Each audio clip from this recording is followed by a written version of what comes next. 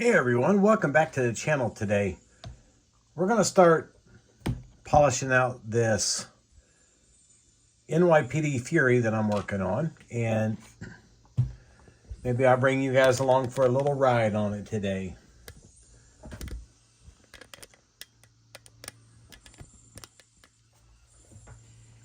My process is very simple. Old beat up t-shirt. Take some of this Meguiar's and just put a little dab there on it. I'm going to try to do this and watch what I'm doing. And we just get it going on there. Very simple. I don't use clear coats. I know I probably should.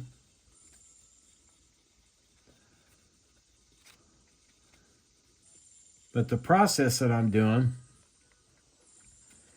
helps to eliminate orange peel. See that paint that's coming off of there? Now I've rubbed all this in. I'm going to leave it on there and get just a hair more. Very, very, very little dot.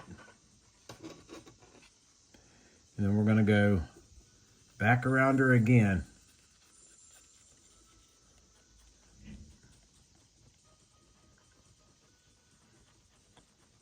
Trying to be a little careful around, you know, like the top of the trunk there, so I don't rub through.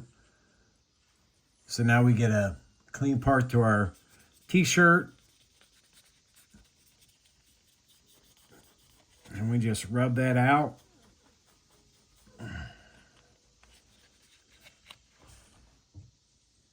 And just like that, most of our little sanding lines that we had in there are gone. I did do this side. And I know for a New York City police car, this thing probably should be beat the hell and back, but you know, I'm trying to build one like maybe it was its first day on the job. But that is real quick how I polish. No clear coat. I still haven't painted the top yet. But we're getting ready to go do these doors. And we'll see, like that area right there, we'll see how good it comes out now. Same process. Get me a dip of polish on there. And we'll just get on these doors real quick.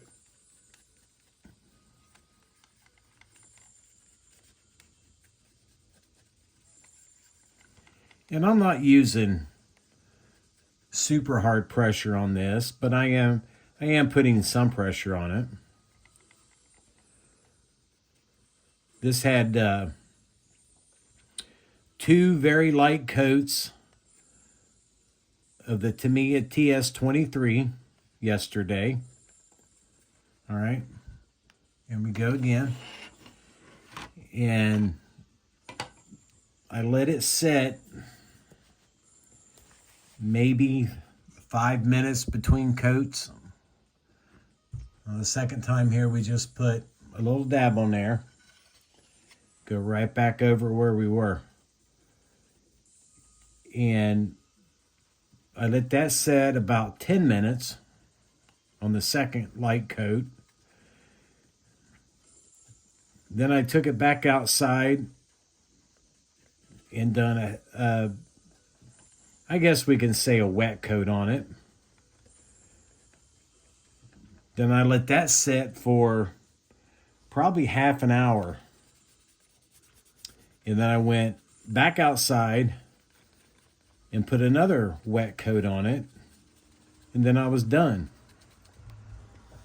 Now you see that area on the door that was kind of foggy? It's kind of gone now. So now I got to do this front fender. And I did some work on the front end last night. I did get my grill surround on. I don't know if you can tell. I got one little area right up here that I'm going to have to decant some paint. Yeah, there you can see it. And kind of brush that in. I made this grill surround, and then I was holding this side up to let the glue set, and didn't realize that while I was doing that, this side had set up on me, and it dropped on me a little bit. So not a big deal. We can always just touch that up a little bit since it's such a small area. It's not the end of the world. So we'll do this front fender real quick here while we're on it. And then maybe later today I can get outside, get this taped up really well.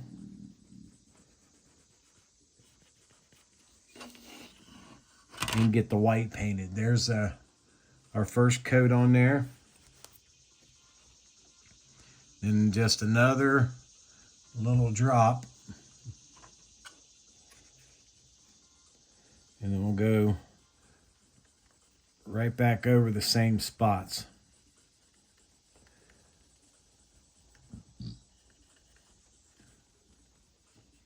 Making sure we don't rub like the top of that fender very hard. And you want to rub that second layer on there. You'll feel the towel starting to want to grab on you. And your polish starts to disappear. So we'll get us a clean part here on our old t-shirt. My wife thinks I'm nuts because I never throw my old beat up t-shirts away. But we'll go through here and rub this guy off a little bit. And there we go. Not too concerned about this area up here because we'll have our decal going across there. And then I did do the hood earlier today. So let's get him put back in place real quick.